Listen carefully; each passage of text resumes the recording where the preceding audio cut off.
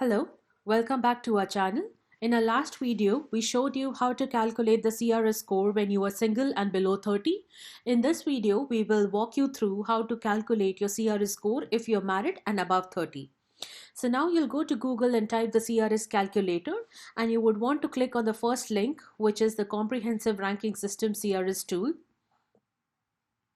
Now this is a tool which will help you to calculate your CRS score and check your eligibility. So without further ado, let's begin with the answering the questions. So the first one is, what is your marital status? Now we are going to select married. The next question is your spouse or common law partner a citizen or PR holder of Canada? So if they fulfill any of the criteria, you would select yes, else the answer is going to be no. And now the next question is, will your spouse or common law partner come with you to Canada? They are asking if they would travel with you to Canada. In that case, even they would need the visa. So you're going to select yes. And if you are not willing to take them, so you will select no. Now they're asking you your age. How old are you? I am going to select 32.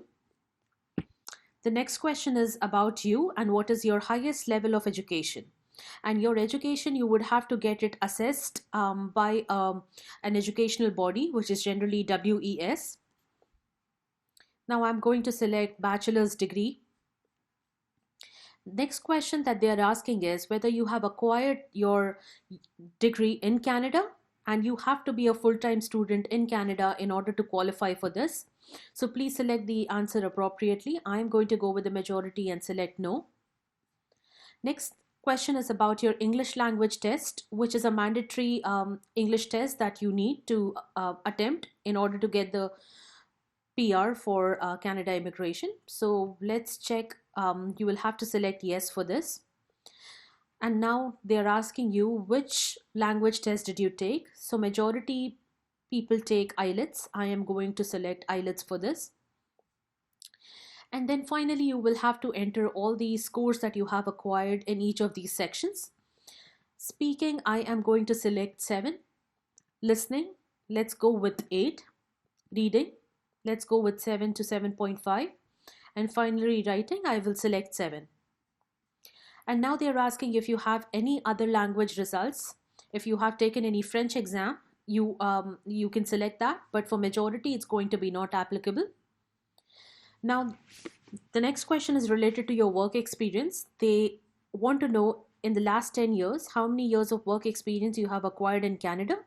And this is for this, you have to have visited Canada and been there present physically in order to acquire that experience. So if you do not have any work experience working in Canada, please select none. Now, in the last 10 years, how many years of foreign experience do you have? This is if you have worked outside of Canada in any other country, you can select your appropriate experience. I am going to go with 3 years or more. And this is where they are asking you any certificate of qualification from a Canadian province. If you have a certificate in hand, please select yes, else your answer would be no. Now there is an opportunity to get additional points.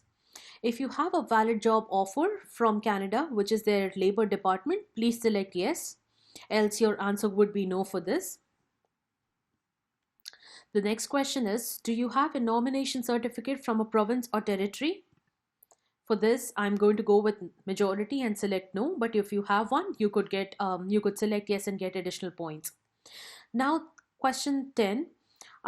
It's starting asking your questions about your spouse. So the first question is, do you or your spouse or common law partner have at least one brother or sister living in Canada?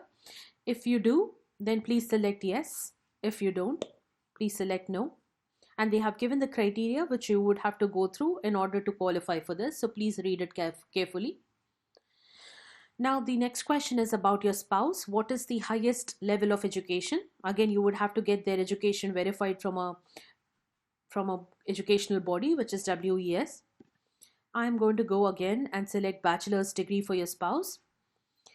Again, it's in the last 10 years. How many years of Canadian work experience does your spouse have?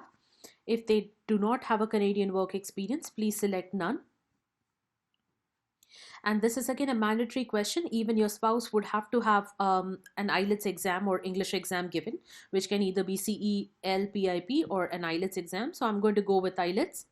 And you would have to again give them the breakdown of how much did the spouse acquire in each of these sections. So let's select 7 for speaking, 8 for listening, 7 to 7.5 for reading, and let's go for 7 for writing.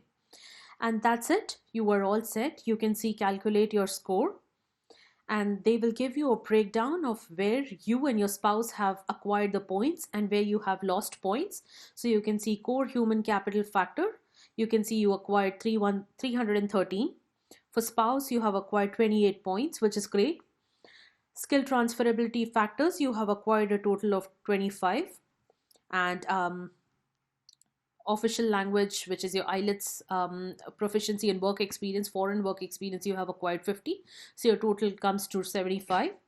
And if you add them all, your overall score is 416.